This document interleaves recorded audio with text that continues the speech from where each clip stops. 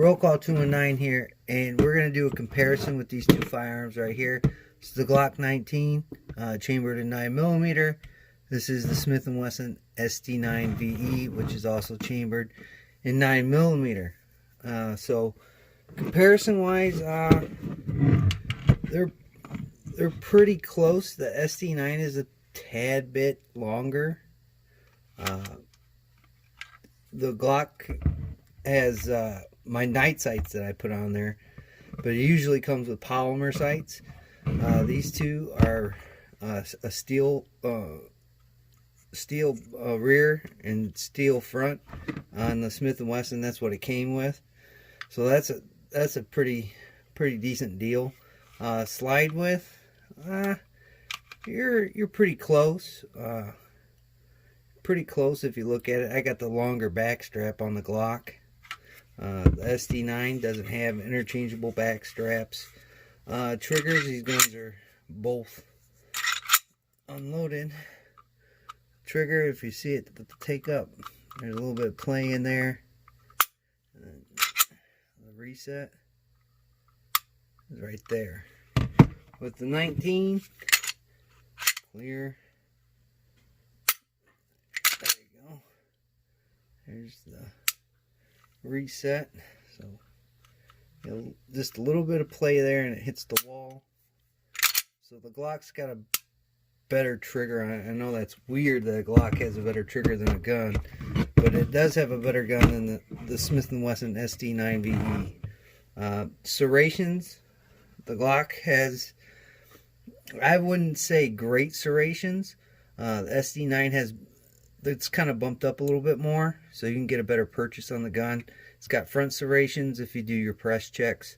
The new 19 does not have that. Neither of them have the finger grooves in the grip.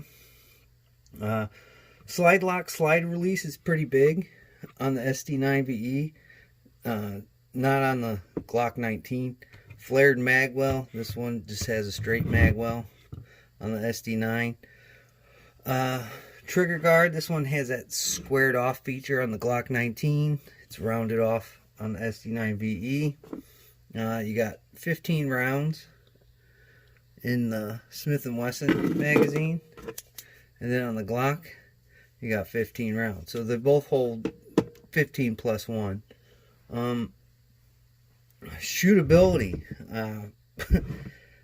my 19s run right out of the box with no problems.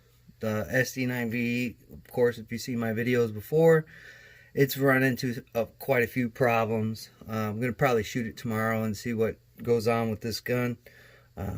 Watch a ton of videos on both of these guns, especially the 19. Now that the new ones have come out, I've never really had a problem with them. So that's probably the best comparison. This gun runs and this gun doesn't. I look at three things when I look at a firearm: how it fits my hand, reliability, and then the price.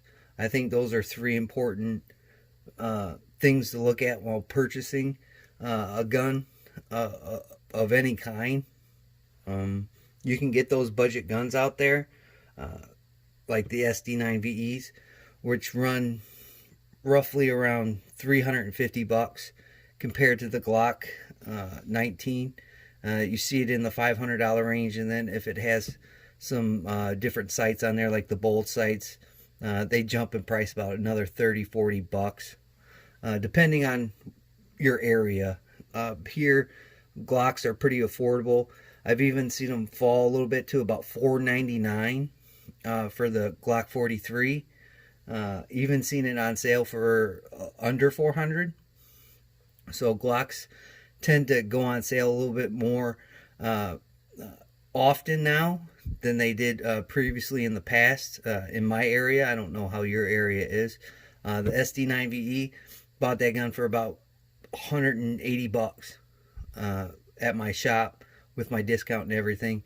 So I got a heck of a deal on that gun. I wish it would work, because these two are pretty comparable in its features. They both have a rail system on there, so a lot of the features from the Glock are instilled in the SD9VE, and that's where you hear the talk about how every time Smith & Wesson sells one, they got to pay Glock. So they're very, very, I would say cousins to each other. The magazines, though, if you look at them, let's try and put them to the side here. If you look at the magazines, move that on there, it's kind of loud. The Glock magazine sits a little bit more forward than the Smith & Wesson. It's more straight up and down. I've noticed that. The Smith & Wesson magazine is longer than the Glock mag. Not by much. But all in all, I think for people that get these guns, the ones that I've seen have been very reliable, whether it be a Glock or the SD9VE. I choose to carry a Glock more often or not because of the reliability that I get with that gun. I really wish this gun would function correctly, and I'd carry that a lot more often, especially in the winter time.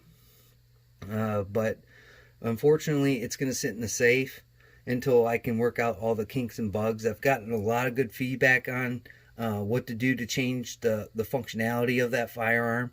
Again, with my Glock, I took it straight out of the box, or actually off the shelf, and shot it, and it performed well, and it's been one of my go-to guns for the longest time.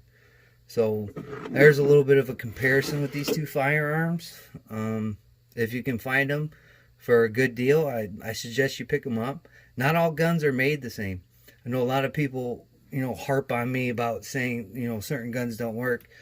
I think you should start looking at guns in the aspect of, if you're getting more than, 10, 15 guns not working, I think you should look at a different brand, or save up that couple extra bucks and get a Glock, or something that's a couple of bucks more.